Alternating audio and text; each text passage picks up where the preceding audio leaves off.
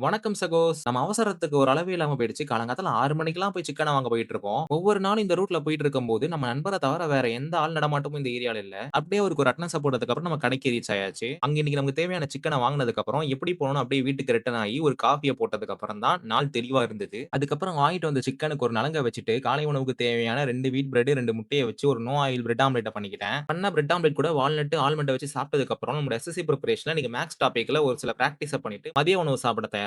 மதிய உணவுக்கு chicken, carrot, சாதம் அதுல கொஞ்சம் குழம்புன்னு வச்சு உள்ள தள்ளிட்டு, ப்ரீ ஒர்க் அவுட்க்கு ஒரு செவ்வாழை பழத்தையும், காஃபியும் கல்ப்பா அடிச்சதுக்கு அப்புறம் ஜிம்முக்கு கிளம்பியாச்சு. ஜிம்ல இன்னைக்கு நமக்கு ஒரு அருமையான பேக் அண்ட் ட்ரைசெப்ஸ் டே.